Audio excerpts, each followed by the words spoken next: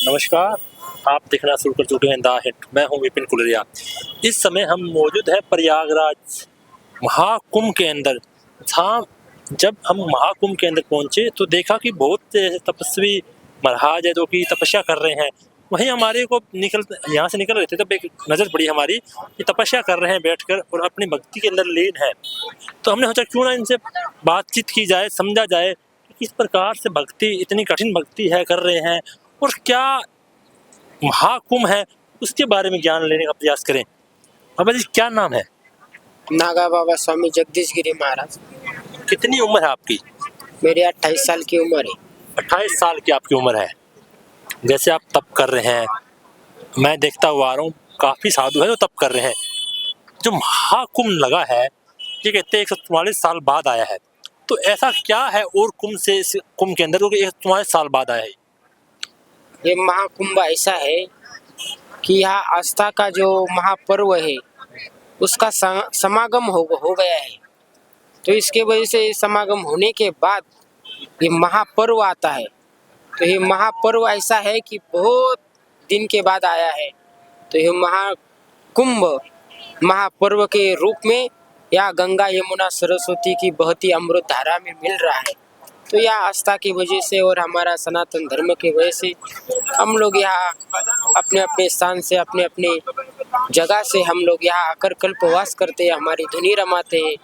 हम अपने दर्शकों को भक्ति का मार्ग दिखाते हैं और शिव स्वरूप में हम विश्व को देखना चाहते हैं। जैसे आपने सर के ऊपर जो रुद्राक्ष की माला पहन रखी है, कितना वजन हुआ इसके अंदर? इसका वजन बहुत है, लेकिन 1108 रुद्राक्ष का पूरा है, सब पूरा है। तो इसमें ऐसा है कि हमारा रुद्राक्ष हम धारण करने के बाद हम शिव स्वरूप होते हैं, एकदम शांत स्वरूप में होते हैं। और शांत स्वरूप का प्रतीक है रुद्राक्ष, है शिव स्वरूप है। इसके वजह से हम इनके धुनी के सामने बैठकर चिंतन भजन करते रहते हैं। आपकी कितनी उम्र है? 28 साल की उम्र है। 28 साल की उम्र। बताइए, आप जिस व्यवस्था के अंदर है, नंगा साधु की व्यवस्था के अंदर, आम जीवन की बात करूं मैं लोगों की, तो 28 साल की उम्र वो उम्र होती है कि जिसमें मौज मस्ती करने की। आप एक साधु कैसे बन गए, कैसे एक महात्मा बन गए? ऐसा है कि मेरा जन्म ही माँ के दक्षिण कुश में हुआ है। तो जो दक्षिण कुश से जन्म लेता है वो बालक कोई ना कोई महात्मा, कोई ना कोई अच्छा व्यक्ति बन के दिखा देता है। इसके अंदर जन्म हुआ आपका? दक्ष कुशी में, माता के दक्ष कुशी होती है ना, ये हाँ। पश्चिम दक्षिण कुश में हमारा दक्षिण कुशी में जन्म हुआ है। इसकी वजह से हमारा जो दक्षिण कुश में जन्म लेगा वो कुछ ना कुछ साधु महात्मा धर्माचार्य बन के ही दिखा देता है। जैसे आपने एक बात की महाराज, जैसे तपस्वी, आपने महाराज की बात की, आप संत की बात की। मेरा कहने का मतलब ये है कि आम जब जनता है वो इस उम्र में एंजॉय करती है, उनको इतना नहीं पता होता कि ज्ञान, गीता वगैरह का इतनी नॉलेज नहीं होती। आपने किस तरह की आप भक्ति कर रहे हैं जो आपकी इस व्यवस्था के अंदर है और नंगा साधु की व्यवस्था में? मैं ऐसा है कि मेरा विश्व ही मेरा घरदार है। तो इसके वजह से हम सब विश्व को शिव स्वरूप में देखते हैं। एकाग्रता का प्रतीक है हम लोग। तो हम यहाँ बैठकर जो भजन कर रहे हैं वो विश्व कल्याण के लिए कर रहे हैं। तो विश्व कल्याण के लिए हमने एक घर छोड़ दिया, लेकिन पूरा विश्व ही हमारा घर है। तो इसके वजह से हम लोग यहाँ बैठकर भजन करते हैं। जैसे आपने बात की भजन करने की, आपकी जो उम्र है, क्या आप मोबाइल यूज करते हैं? सोशल मीडिया का जमाना है। हाँ, तो उसका तो उपयोग लगता है ना, क्योंकि आजकल कहाँ जाना है, कहाँ आना है, ट्रेन का भी पता लगता है, कोई कैलेंडर का भी पता लगता है, कितनी आज डेट है, क्या है, सब न्यूज़ दिखते हैं हम लोग सब। इसमें हम लोगों को उसका उपयोग भी करना पड़ता है, लेकिन समय समय के अनुसार। आप जैसे व्यवस्था आप अभी यहाँ है, यहाँ कुंभ समाप्त होने के बाद आप कहाँ जाएंगे? हमारा कोई आता पता नहीं है, क्योंकि हम जहाँ जाते हैं वहाँ हमारा तीर्थ क्षेत्र बन जाता है। वैसे तो हम महाराष्ट्र में रहते, लेकिन हमारा कोई आता पता नहीं रहता। हम पूरा विश्व हमारा घर है, तो कहीं भी तीर्थ क्षेत्र में, कहीं भी तीर्थ में जाकर हम भजन करते हैं। आप ही जैसे आप तप कर रहे हैं, क्या आपकी रूटीन है? किस तरह की आप पूजा करते हैं? क्या गीता, जैसे लोग गीता पढ़ते हैं, इस तरह क्या आपकी जो तब में आप किस चीज़ का जाप करते हैं? हम शिव का जप करते हैं। इसका? शिव, हर हर महादेव। अच्छा, हर हर महादेव का जप करते हैं आप, हैं? हमारी जो नित्य क्रम है हम किसी को बताते नहीं, हम हमारा कार्य और हमारी जो तपस्या है वो किसी को बताने के लिए नहीं, क्योंकि मैं खुद ही खुद है, शिव स्वरूप में है। नहीं, जैसे आपके चेले वगैरह होंगे कोई, तो अलग अलग मार्ग है ना, हम अलग अलग लोगों को बताते हैं कि ये भक्ति मार्ग है, ये सात्विक मार्ग है, ये तामसिक मार्ग है। जिस मार्ग में आना चाहता है, विश्व है, विश्व में कितने लोग हैं, कितने साधु संत है, हम अपना देखते हैं, हम दूसरे की तरफ नहीं देखते। जैसे आप अपना कोई चेला बनाते हैं तो उसको आप भक्ति तपस्या आप बताते होंगे, इस तरह करनी होगी। हाँ जी, क्योंकि एक गृहस्थी चेला होता है, एक संन्यास मार्ग का चेला होता है।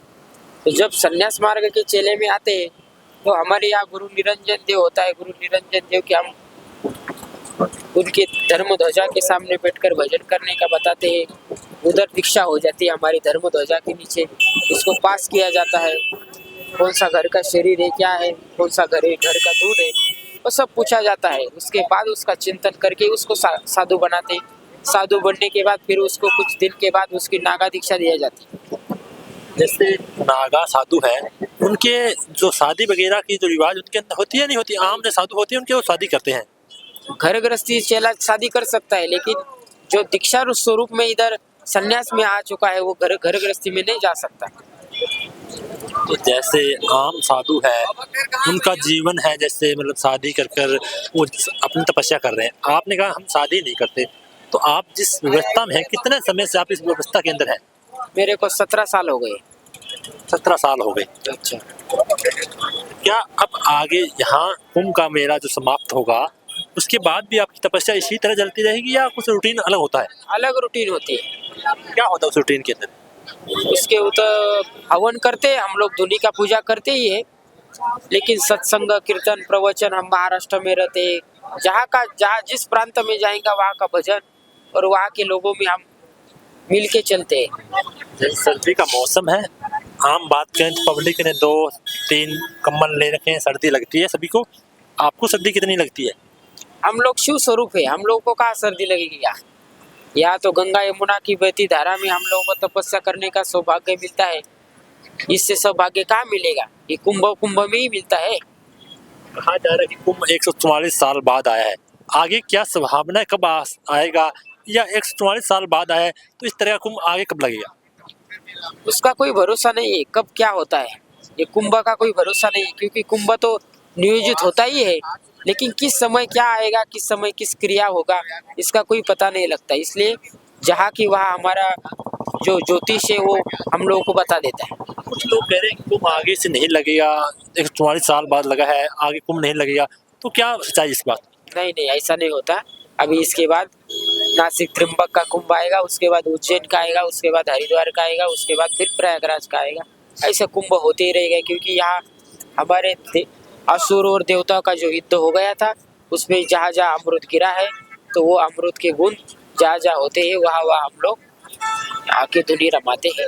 तो कोई आए न आए, हमें कोई लेना देना नहीं, लेकिन हम लोग आके यहाँ तपस्या साधना करते हैं। आपकी जो दिनचर्या होती है वो किस प्रकार रहती है? क्या यहीं बैठकर आप सोते हैं या कुछ और अलग होता है? नहीं नहीं, यही धुनी के पास ही सोना पड़ता है। ये कल्पवास है, एक साधना है ना। आपके इस खाने भोजन की बात करूं तो किस प्रकार का क्या भोजन चलता है आपकी, और क्या भोजन ऐसा जो आपको नहीं करना चाहिए? हम लोग यहाँ बैठकर फलाहार करते हैं, क्योंकि रोटी पानी चावल खाएंगे तो सर्दी हो जाएगी, तकलीफ हो जाएगी। यहाँ बहुत देर तक बैठना पड़ता है, साधना करनी पड़ती है ना, तो इसकी वजह से फलाहारी करने से ही काम चलता है। जैसे मैं बात करूं कि आम लोग जो बीमार होते हैं तो दवाई लेते हैं, अंग्रेजी दवाइयाँ वगैरह, तो आप भी उसी रूटीन से क्या दवाई लेते हैं या कुछ और आपका अलग होता है? हम लोग आयुर्वेद का दवाई लेते हैं, लेकिन मेरे को जब से समझ में आ रहा है कि मैं साधु बना तब से मेरे को कोई बीमारी नहीं, क्योंकि हमारी धुनी माता ही हमारी रक्षा करती है। या अग्नि के सामने बैठकर तपते हैं हम लोग, इसलिए हमारा कोई बीमारी होती नहीं। यानी आप 17 साल में कभी बीमार भी नहीं हुए हैं। ऐसी क्या वजह है इतनी तपस्या में कि आप बीमार नहीं हुए? इतनी क्या शक्ति है इसके अंदर? ये जागरूक है, धुनी माता बहुत जागरूक है। ये तो आग प्रज्वलित है यहाँ, जैसे आग की चेतनता होती है वैसा शरीर में वो आग के सामने बैठने के बाद मेरे इसमें भी चेतनता आती है। मैं भी वैसा आग के जैसा प्रज्वलित हो जाता हूँ, इसलिए मेरे पास जितनी बीमारी हो सब नहीं सी हो जाती, गायब हो जाती है। बहुत बहुत धन्यवाद आपका समय देने के लिए। ये हमारे साथ जो कि बाबा तपस्या कर रहे थे, महाकुंभ के अंदर हम मौजूद हैं जहां हमने महाकुंभ के ऊपर सवाल करने का प्रयास किया कि किस प्रकार महाकुंभ लगता है और क्या महाकुंभ के अंदर होता है। तो आपको वीडियो कैसी लगी? अच्छी लगी तो कमेंट करके जरूर बताना।